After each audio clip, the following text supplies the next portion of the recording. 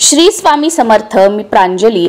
स्वतःचं घर होण्यासाठी, स्वतःची वास्तू होण्यासाठी, स्वतःचं घर घेण्यासाठी तुम्हाला अडचणी येत आहेत, योग जुळून येत नाहीयेत, पैशाची तडजोड होत नाहीये, म्हणजे सगळं तुम्ही केलेलं आहे की हो आता घर घ्यायचं आहे, पण मधीच काहीतरी अडचण येते, घरातील कोणीतरी नको म्हणतं, किंवा तो घरासाठी जो पैसा ठेवलेला आहे तो दुसरीकडे खर्च होतो। अशा बऱ्याच समस्या तुम्हाला निर्माण होतात स्वतःचं घर घेण्यासाठी किंवा स्वतःची वास्तू निर्माण करण्यासाठी। तर आजचा जो व्हिडिओ आहे तो अतिशय प्रभावशाली आहे।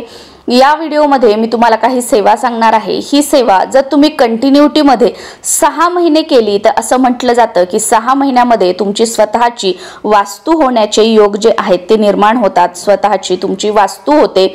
पण जर 6 महिन्यामध्ये तुम्हाला अनुभव आला नाही, कारण बऱ्याच वेळेस बघा स्वतःची वास्तू घ्यायची म्हटलं की आपली बऱ्याच प्रमाणामध्ये तयारी असते की थोडंफार म्हणजे काहीतरी कोणाचा तरी नकार असतो किंवा थोड्याफार पैशाची तडजोड होत नाही, काय करावं कळत नाही। तर अगदी 6 महिन्यामध्ये काहीतरी तडजोड होईल आणि तुमचं घराचं जे काम आहे ते पूर्ण होईल, म्हणजे स्वतःचं घर होईल। पण काही जणांचं काय असतं की काहीच तयारी नसते, पण मला फक्त माझं स्वतःचं घर घ्यायचं आहे।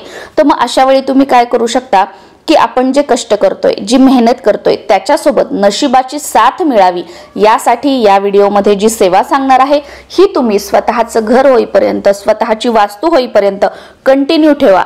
बघा तुमचं स्वतःचं घर घेण्यासंदर्भात ज्या काही अडचणी येत आहेत, जे काही म्हणजे ग्रह तारे असतील किंवा काही जुळवाजुळव पैशांची असेल ती होत नसेल तर तशा संधी निर्माण होतील आणि नक्कीच तुमचं स्वतःचं घर जे आहे ते लवकरात लवकर होईल। तर यंदा 2024 मध्ये 22 फेब्रुवारीला गुरुवारी आहे श्री विश्वकर्मा जयंती। भगवान विश्वकर्मा हे देवतांचे शिल्पकार आणि जगातील पहिले अभियंता, वास्तुशास्त्राचे जाणकार आणि अभ्यासक सुद्धा आहेत। विष्णू पुराणानुसार भगवान विश्वकर्मा हे देवतांचे लाकूड काम करणारे मानले जातात। पुराणात त्यांच्यासाठी वर्धकी म्हणजेच लाकूड काम अशा शब्दाचा उल्लेख करण्यात आलेला आहे। वास्तुदेवाचा विवाह अंगिरसी नावाच्या कन्येसोबत झाला होता। त्या दोघांपासून भगवान विश्वकर्मा यांचा जन्म झाला। वास्तुदेव ब्रह्मा यांचे पुत्र धर्मपुत्र आहेत। ब्रह्मदेवाने भगवान विश्वकर्मा यांची विश्वाचे शिल्पकार म्हणून नियुक्ती केली होती। त्यांनी स्वर्गलोक, इंद्रपुरी, द्वारका नगरी, सोन्याची लंका, सुदामापुरी अशा अनेक नगरांची आणि ठिकाणांची निर्मिती केली होती। भगवान विश्वकर्मा यांनी यमराजाचे कालदंड, भगवान विष्णूंचे सुदर्शन चक्र, भगवान शंकरांचे त्रिशूळ, पुष्पक विमान याच्यासह अनेक शस्त्र आणि उपकरणांची सुद्धा निर्मिती केली होती। भगवान विश्वकर्मा यांना यंत्र, साधने, उपकरण यांचेही देवता मानले जाते। धार्मिक मान्यतेनुसार या सृष्टीत निर्माण झालेल्या सर्व गोष्टींचे मूळ भगवान विश्वकर्मा आहेत। असं म्हटलं जातं की भगवान विश्वकर्मा यांनी सर्वप्रथम सृष्टीचे मानचित्र म्हणजे आपल्या सृष्टीचा नकाशा बनवला। भगवान विश्वकर्मा यांचे 5 अवतार आहेत। त्यामध्ये विराट विश्वकर्मा, धर्मवंशी विश्वकर्मा, अंगिरावंशी विश्वकर्मा, सुधन्वा विश्वकर्मा आणि भृगुवंशी विश्वकर्मा आहेत। भगवान विश्वकर्मा यांचे 5 पुत्र आहेत, मनु, मय, त्वष्टा, शिल्पी आणि देवज्ञ। याच्या व्यतिरिक्त जय, विजय आणि सिद्धार्थ या 3 मुलांचाही उल्लेख आढळतो। हे सर्व शिल्पशास्त्र आणि वास्तुशास्त्राचे अभ्यासक आणि विद्वान होते। तर बघा या 22 फेब्रुवारीला म्हणजे गुरुवारी काय करायचं आहे, तुमच्याकडे विश्वकर्मा भगवानांचा फोटो असेल तर तुम्ही बघा व्हिडिओमध्ये बघू शकता, हे आहेत विश्वकर्मा भगवान। तुमच्याकडे यांचा फोटो असेल तर अतिशय उत्तम, आणि फोटो नसेल तर तुम्ही काय करू शकता की गुगलवरून प्रिंट घेऊन याची लॅमिनेट करून तुम्ही प्रिंट सुद्धा आणू शकता। तेही शक्य नसेल तर अगदी तुमच्या घरामध्ये भगवान श्रीहरी श्री विष्णू यांचा फोटो असेल किंवा यांची मूर्ती असेल ती ठेवली तरीही चालेल, काही हरकत नाही। सकाळी या दिवशी काय करायचं, एखादा चौरंग किंवा एखादा पाट ठेवायचा, समोर चांगली रांगोळी काढायची, त्यावर लाल वस्त्र अंथरायचं आणि त्यावर जर विश्वकर्मा भगवानांचा फोटो असेल तर तो ठेवायचा, तो नसेल तर भगवान श्रीहरी श्री विष्णू यांचा फोटो असेल तर तो ठेवायचा आहे। त्याचबरोबर समोर थोडेसे तांदूळ ठेवायचे, त्याच्यावर एक सुपारी ठेवायची, ही गणपती बाप्पांची सुपारी म्हणून ठेवायची। त्यानंतर थोडेसे तांदूळ ठेवायचे, त्यावर एक सुपारी ठेवायची, ही विश्वकर्मा भगवानांची सुपारी ठेवायची जर विश्वकर्मा भगवानांचा तुमच्याकडे फोटो नसेल तर। दिवा लावायचा, अगरबत्ती लावायची। सुरुवातीला गणपती बाप्पांचं पूजन करायचं, त्यानंतर विश्वकर्मा भगवानांचं पूजन करायचं।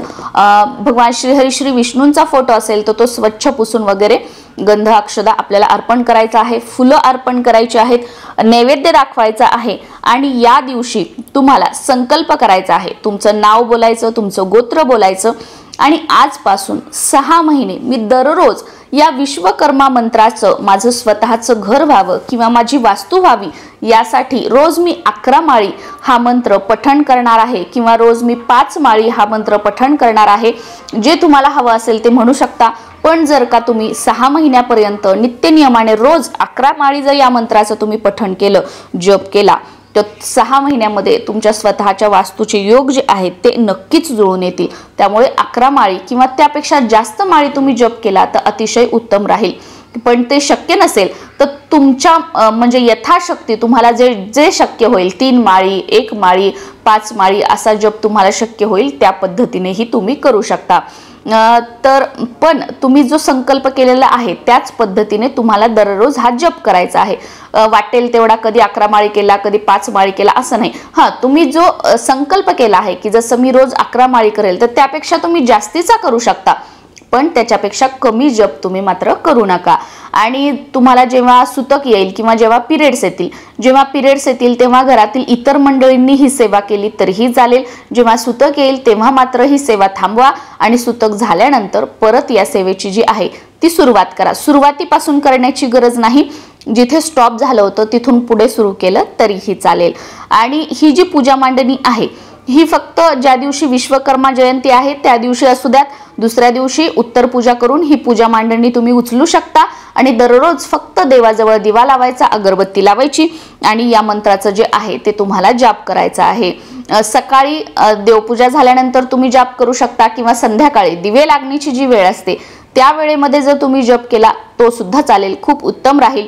पण या 2 वेळात तुम्हाला शक्य नसेल तर अगदी तुमच्या वेळेनुसार दिवसभरामध्ये तुम्ही कधीही केला तरीही चालेल, काही हरकत नाही। तुम्ही गावाला वगैरे गेलात तर तिथे सुद्धा अगदी तिथे प्रत्येक घरामध्ये देवघर तर असतंच, मग जिथे कुठे गेलात तिथे सुद्धा देवासमोर दिवा लावायचा, अगरबत्ती लावायची आणि आपला जो ठरलेला जप आहे तो आपण करू शकतो। यासाठी कोणतेही नियम अटी असं वगैरे काहीच नाही, फक्त आपल्याला नित्य नियमाने 6 महिने हा जो जप आहे तो करायचा आहे। मी तुम्हाला आता मंत्र सांगते तो तुम्ही नोट करून घ्या, 2-3 वेळा सांगते, थोडासा व्हिडिओ मागे घ्या आणि हा जो मंत्र आहे तो तुम्ही नोट करून घेऊ शकता। तर बघा, मंत्र असा आहे, विश्वकर्माय नमो नमः, शिल्पकारी नमो नमः, मंगलकारी नमो नमः, चक्रधारी नमो नमः।